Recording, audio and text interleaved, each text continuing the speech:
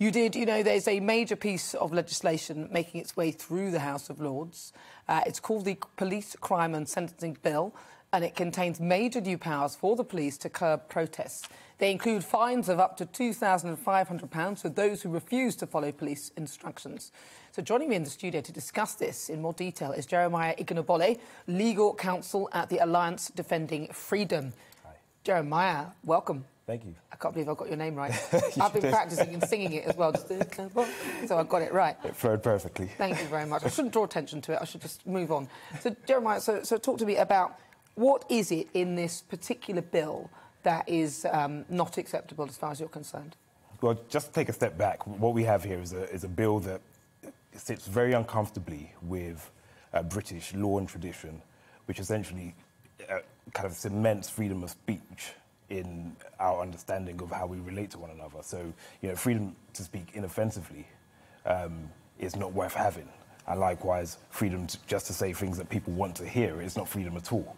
And that's kind of baked into British law and culture.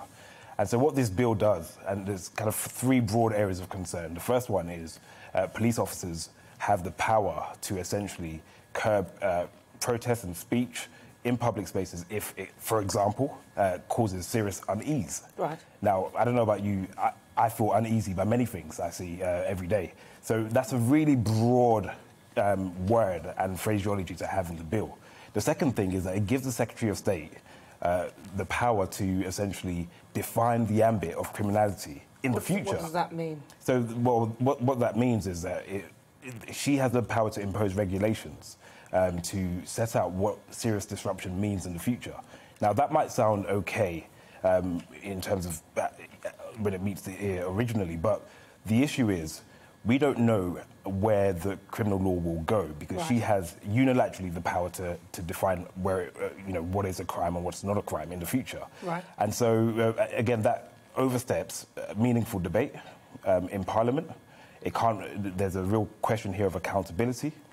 And, you know, the rule of law, the basic rule of law of, you know, clear, predictable and consistent law is contravened because we don't know, the average person doesn't know exactly what is criminal and what's not. So that's a really key problem.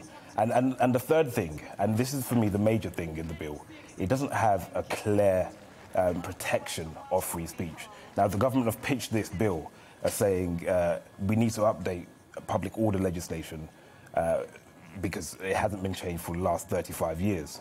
Now, the issue in the last 35 years is this kind of constant friction between public order and balancing fundamental rights and freedoms. That constant balancing exercise, and that's what we've seen. So the Public Order Act 1986, which is the current law, was originally introduced to, for example, tackle football hooliganism in the 80s. But what we've seen is over time, it's been used to prosecute street preachers, for example, comedians, and other numerous kind of unintended consequences. And we've seen a real kind of miscarriage of justice and wrongful prosecutions and arrests due to very broad laws. So if the government want to introduce new law, here's a perfect opportunity to guarantee free speech in public spaces.